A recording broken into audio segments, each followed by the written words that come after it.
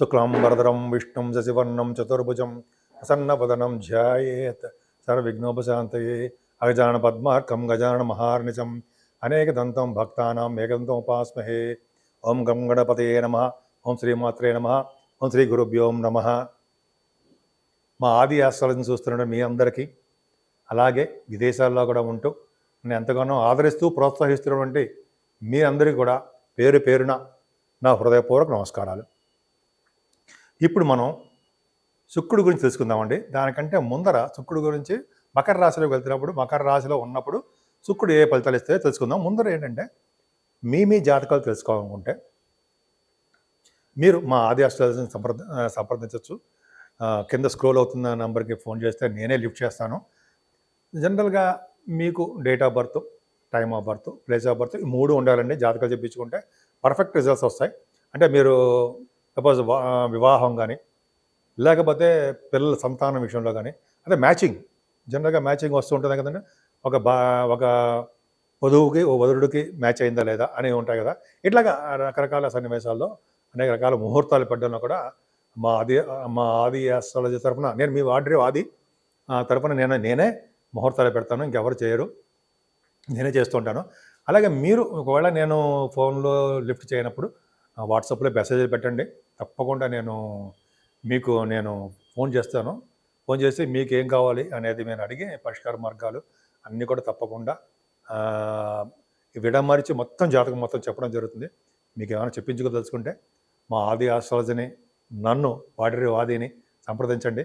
తప్పకుండా పరిష్కార మార్గాలు చెప్తాను. ఇప్పుడు మనం యాక్చువల్గా శుక్రుడు అనేవాడు ధనుర్రాశిలోంచి మనకి మకర రాశిలోకి ప్రవేశిస్తున్నాడు. ఎప్పటి వరకు ఉంటాడంటే 28వ తారీఖు వరకు కూడా మకర రాశిలోనే ఉంటాడు శుక్రుడి ప్రభావం. ఇంతకుముందు 16వ తారీఖునే డిసెంబర్ 16 కూడా, డిసెంబర్ 16 కదగానే కన్యా రాశిలోకి ధనుర్రాశిలో శుక్రుడు ఉన్నాడు. శుక్రుడు అది శత్రుక్షేత్రం కాబట్టి అందరికీ కూడా శుభ ఫలితాలు తక్కువ ఇచ్చేవాడు. మామూలు ఫలితాలు మాత్రం, చెడు ఫలితాలు మాత్రం ఉండేవి. శుభ ఫలితాలు అంత ఎక్కువ ఉండవు. కానీ మిత్రక్షేత్రం అయినటువంటి మకర రాశిలోకి, శనిక్షేత్రం కదా, మకర రాశిలోకి మిత్రుడు అవుతాడు కదా శని శుక్రుడికి. అలాగా ఆ రాశిలో ప్రవేశించడం వలన 12 రాశుల వాళ్ళకి ఎలా ఉండబోతోంది అని తెలుసుకుందాం. ఈ శుక్రుడు ప్రభావం ఎప్పుడు 28 అంటే జనరల్గా 2వ తారీఖు డిసెంబర్ నుంచి 28వ తారీఖు డిసెంబర్ వరకు 26 రోజుల పాటు మకర రాశిలో ఉంటాడు శుక్రుడు. 12 రాశుల వాళ్ళకి ఏ ప్రభావం ఉంటుంది, ఎలా ఉండబోతోంది, ఆయన ఇచ్చే ఫలితాలు ఎలా ఉంటాయో తెలుసుకుందామండి. ముఖ్యంగా కన్యారాశి వాళ్ళకి శుక్రుడు మహాయోగకారకుడు అండి. ఆ శుక్రుడు 2nd house lord and 9th house lord. శుక్రుడు విపరీత రాజయోగకారకుడు. ఇప్పటివరకు 3వ భావంలో అంటే 4వ భావంలో ఉన్నాడు. అది కాదు కదా, పంచమ స్థానంలో బ్రహ్మాండంగా ఉన్నాడు. అంటే 2వ తారీఖు డిసెంబర్ 2వ తారీఖు నుంచి 28వ డిసెంబర్ వరకు ఉంటాడు. మంచి యోగాన్ని ఇస్తాడు. పంచమ స్థానం శుక్రుడు ఏం యోగాన్ని ఇస్తాడు? ముందర మీకు ఆడపిల్లలు పుట్టేట్టు చేస్తుంటాడండి. ఆడపిల్లల వలన, మీ సంతానం విషయంలో ఆడపిల్లలు ఉంటారు కదా, వాళ్ళ వలన మీకు ఆనందము, అదృష్టము, ఐశ్వర్యము ఎప్పుడు కలుగుతూ ఉంటాయి. మీ పిల్లల వలన మంచి యోగం కలుగుతుంది. మీ ఇంట్లో ఆడపిల్లలు ఉన్నారంటే లక్ష్మీదేవి ఉన్నట్టే. అద్భుతం. పైగా శుక్ర ప్రభావం వల్ల పంచమస్థానం శుక్రుడు ఉన్నాడంటే మంచి మంచి బట్టలు కొనుక్కుంటారండి.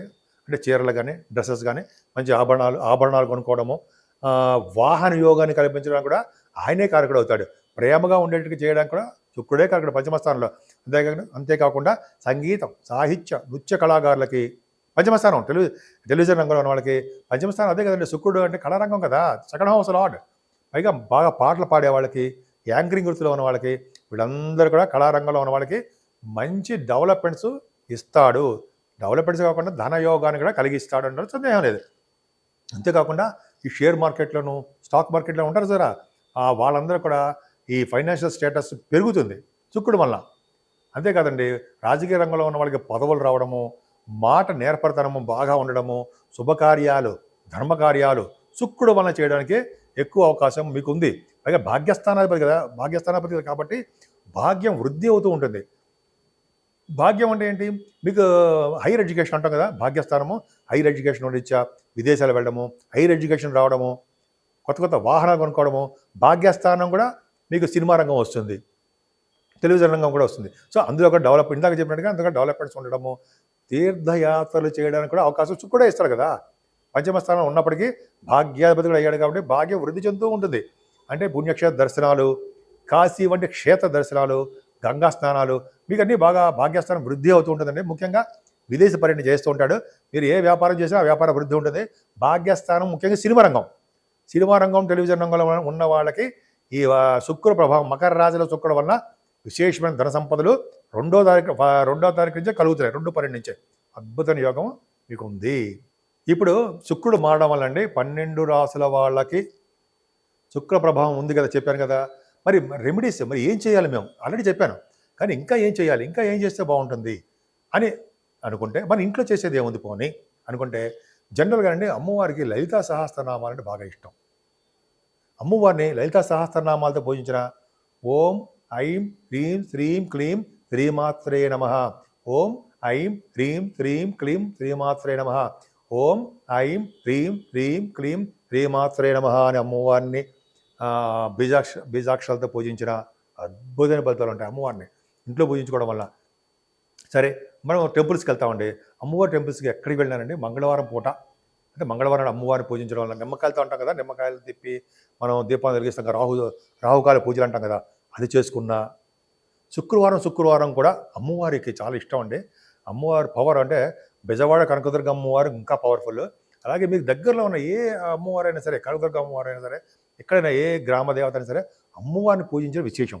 అలాగే సంతోషమాత అమ్మవారిని పూజిస్తే సకల శుభాలు కలుగుతాయి అమ్మవారు కదా.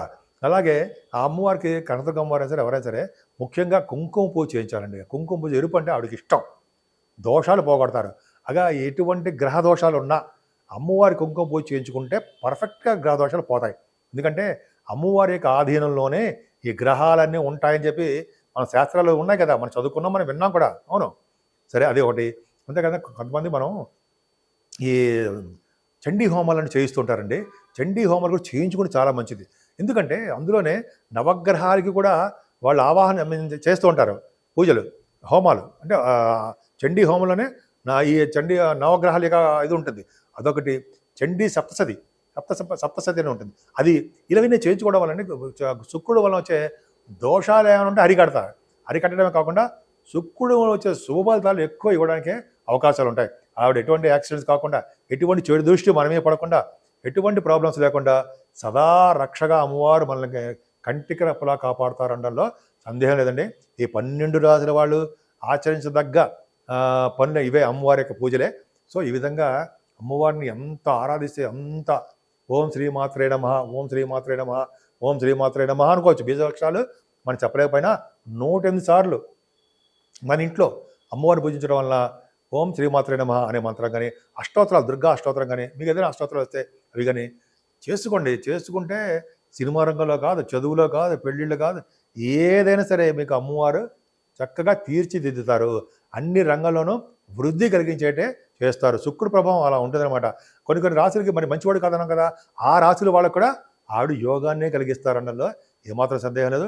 మీ అందరికీ అంటే 12 రాశుల వాళ్ళకి, మేషరాశి నుంచి మొదలు మీనరాశి వాళ్ళకు కూడా, మీనరాశి వరకు కూడా మీ 12 రాశుల వాళ్ళకి సర్వ శుభాలు, సర్వ సౌఖ్యాలు, ఆనందంగా, సౌభాగ్యంగా, ఎప్పుడూ నవ్వుతూ కళకళలాడుతూ ఉంటారని నేను మనస్ఫూర్తిగా కోరుకుంటున్నాను.